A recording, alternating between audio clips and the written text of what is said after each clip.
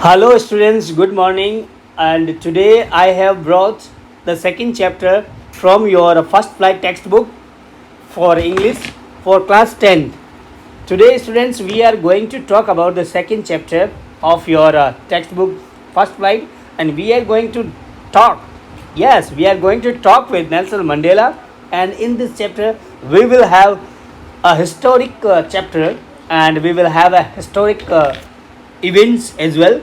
So in this chapter, that is Nelson Mandela itself, chapter number 2 will give you some things related to Nelson Mandela and African people, some British rules and their apartheid system.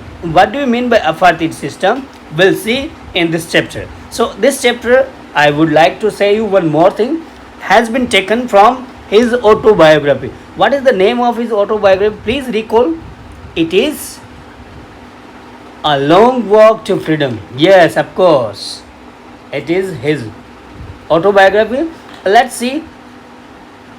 Before you read, apartheid is a political system that separates people according to their race.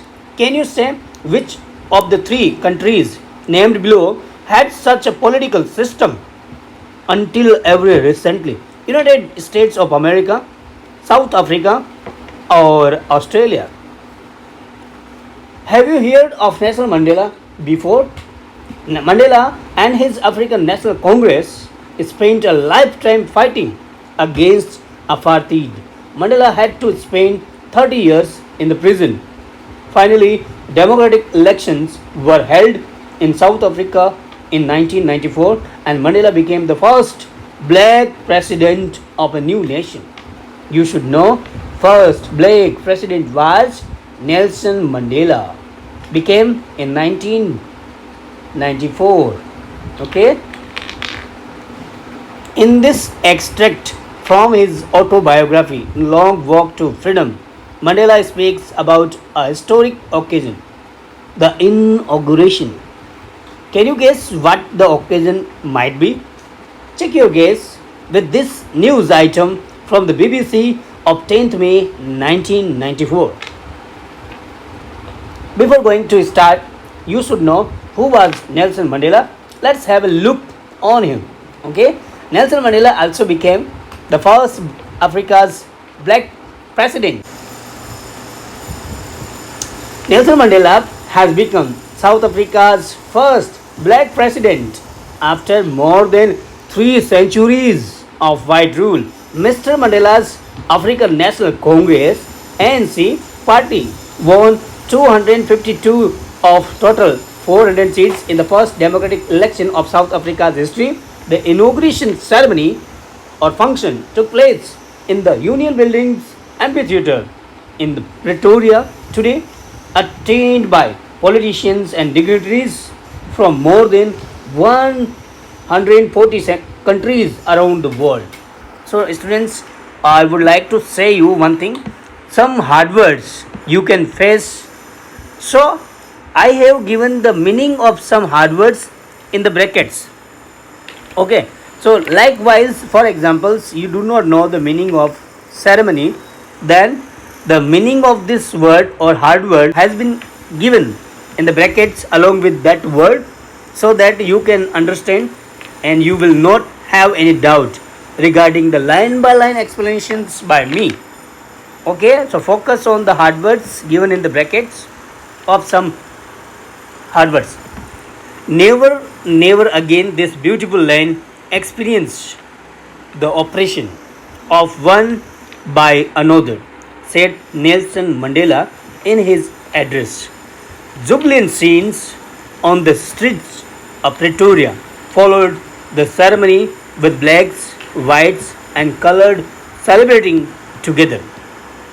More than 1 lakh South African men, women, children of races sang and danced with joy. So now your real chapter is going to start. 10th May dawned bright and clear. For the past few days, I had been pleasantly besieged by dignitaries and world leaders who were coming to pay their respects before the inauguration.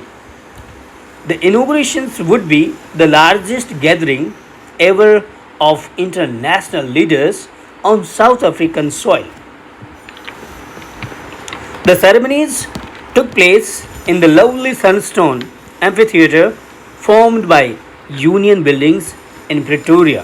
For decades, this had been the seat of white supremacy, and now it was the site of a rainbow gathering of different colors and nations for the installation of South Africa's first democratic non-racial government.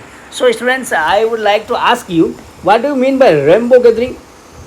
Rainbow gathering means different colors, like you can see white, black and other colors. So these are not the colors here. It means they were different peoples coming from different zones or regions or countries, and they gathered there in the inaugurations because Africa was getting first democratic non-racial government because of Nelson Mandela. On that lovely autumn day, I was accompanied by my daughter Janani. On the podium, Mr. D. Kalak was the first sworn in as second deputy president. Then Thabo Mbeki was sworn in as first deputy president. When it was my turn, I pledged to obey and uphold the constitution and to devote myself to the well-being of the republic and its people. To the assembled guests and the watching world, I said, so now he is going to give his address. So what do you mean by podium? So podium means the stage. Okay students, uphold means maintain, and pledged means took oath. So some hard words meanings have been given. Sworn means took oath. Okay, so I have given a hard word meaning. Please focus on the hard words and meanings so that you will not have any doubt. Let's move ahead. Now he is going to give his address, and how he just gave his address we'll see. Today all of us do, by our presence here, confer glory and hope to a newborn liberty out of the experience of an extraordinary human disaster that lasted too long. Must be born a society of which all humanity will be proud. We who were outlaws not so long ago have today been given the rare privilege to be host to the nations of the world on our soil. We thank all of our distinguished international guests for having come to take positions with the people of our country, of what is, after all, a common victory for justice, peace, and human dignity. We have at last achieved our political emancipation. Emancipation means freedom or discharge. We placed ourselves to liberate all our people from the continuing bondage of poverty, deprivation, suffering, gender, and other discrimination. Never, never, and never again shall it be that this beautiful land will again experience the oppression of one by another. The sun shall never set on glorious human achievement. Let's freedom reign. God bless Africa. Africa, Africa, Africa. So this was the speech given by him while he was becoming the president, and in that inauguration. A few moments later, we all lifted our eyes in awe as a spectacular array of South African jets, helicopters, and troops carriers rode in perfect formations over the Union buildings. It was not only a display of pinpoint precision or accuracy and military routes, but a demonstration of military's loyalty to the democracy, to a new government that had been fairly and fairly elected. Only moments before, the highest generals of the South African Defence Force and Police, their chests bedecked with ribbons and medals from days gone by, saluted me and placed their loyalty. I was not unmindful of the fact that Not so many years before, they would not have saluted but arrested me. So now this is the difference, because after all we are now in freedom and we got freedom and we became independent. So because of this the scene has been changed. Finally, a chevron of Impala jet left a smoke trail of the black, red, green, blue, and gold of the new South African flag.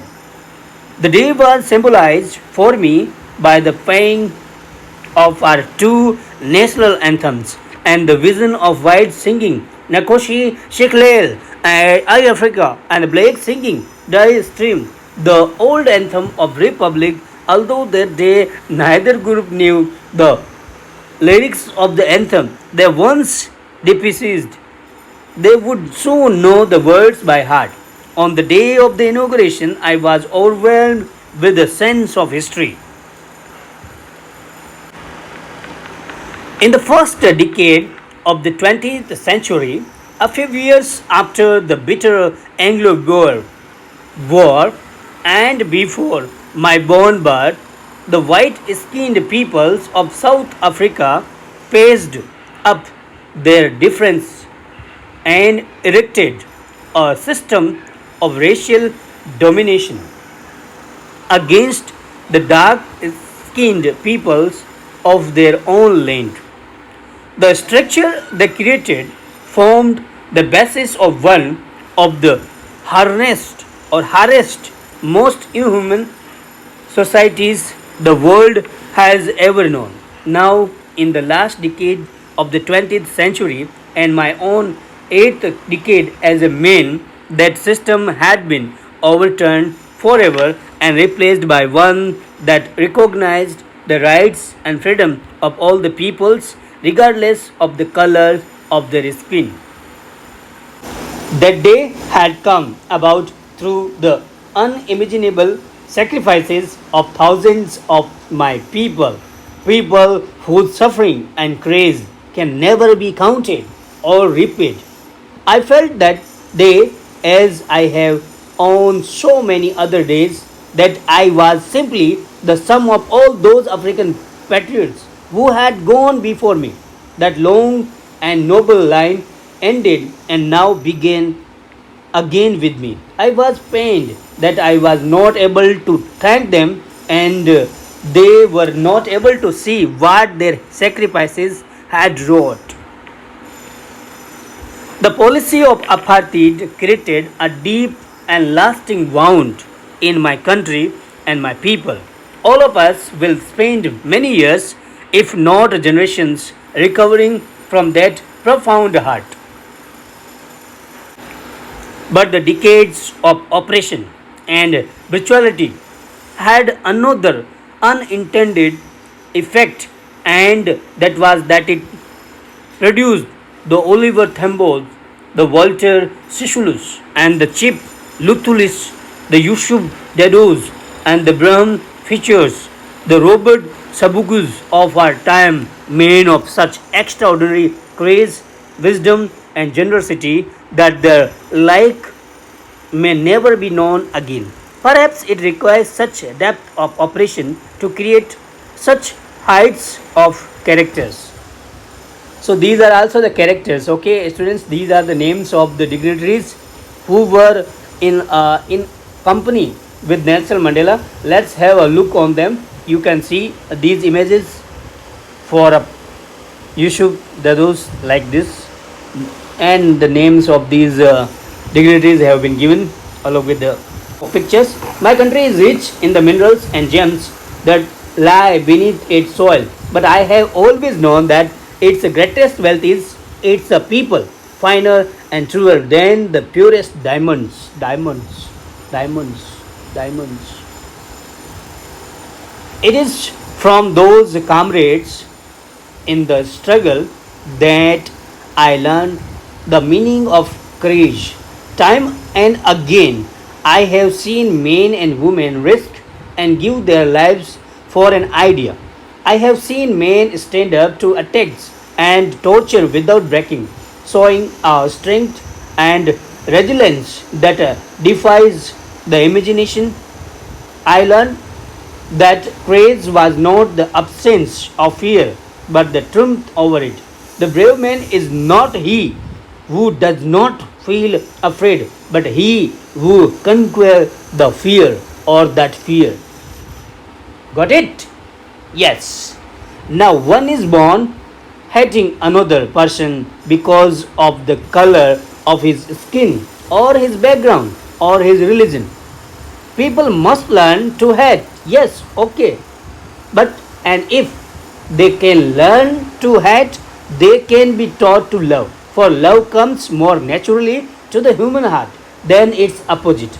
Even in the grimmest times in the prison, when my comrades and I were pushed to our limits, I would see a glimmer of humanity in one of the guards, perhaps just for a second, but it was enough to reassure me and keep me going. Man's goodness is a flame that can be hidden but never. In life, every man has twin obligations. Obligation means responsibility. Obligations to his one is toward his family and parents, to his wife and children, and he has obligation to his people.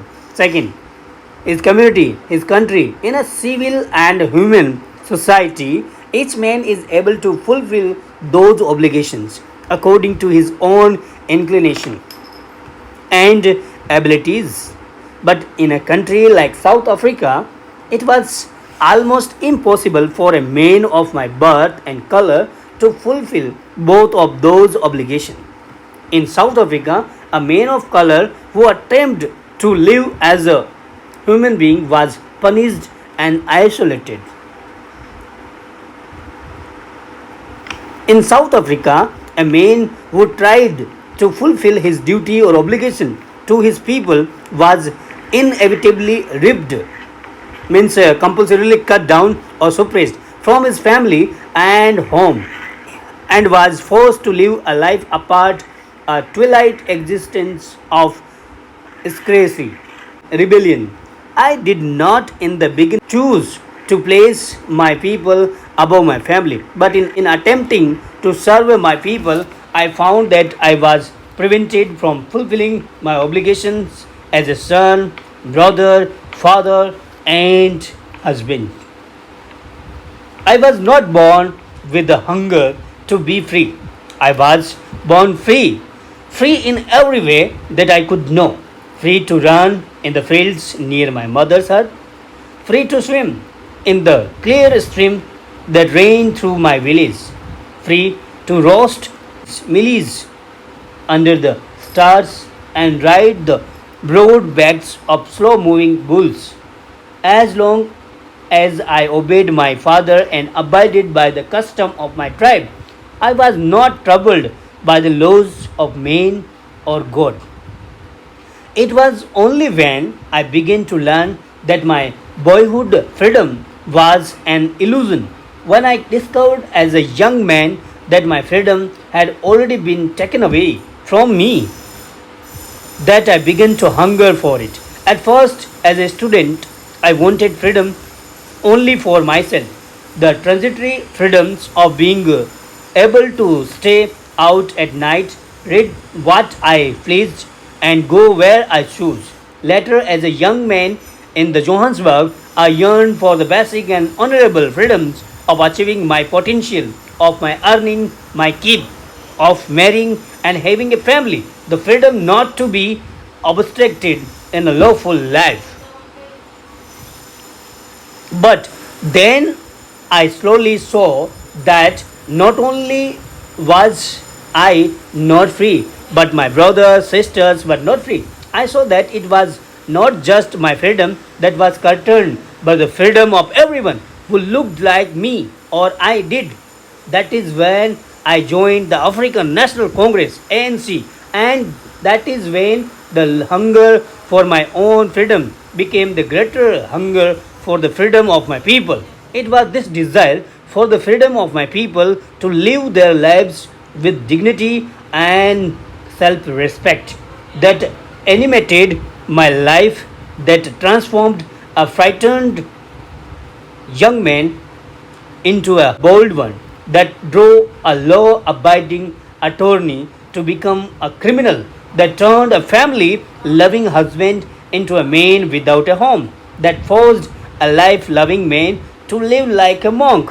So, this was the change I got. I mean, Nelson Mandela got. I am no more virtuous or devotional or self sacrificing than the next man, but I found that I could not even enjoy the poor and limited freedoms I was allowed when I knew my people were not free. Freedom is indivisible. The chains on any one of my people were the chains on all of them. The chains on all of my people were the chains on me as well. I knew that the oppressor must be liberated just as surely as the oppressed. A man who takes away another man's freedom is a prisoner of hatred. He is locked behind the bars of prejudice and narrow mindedness. I am not the truly free if I am taking away someone's freedom. Just as surely I am not free when my freedom is taken away from me. The oppressed and oppressor alike are robbed of their humanity. So now students, we have just completed this chapter and we have just came toward an end of this chapter. So students, now I would like to thank you and thanks a lot for watching this video. Please do subscribe my channel. And one more thing, if you do not get any understanding about any line or any word or any paragraph, please pause the video and watch it again. Still you do not have any understanding, please send me a message through comment box. I welcome the comments of the students who are sharing their doubts. And please, we are coming with the next chapter, so till that, please stay tuned. And the most interesting thing that I always kept myself to say you, keep always learning. Bye bye, take care. We'll see in the next chapter, that is your third chapter, and the name of this chapter is True Stories About the Flying Chapter. Okay, bye bye, take care.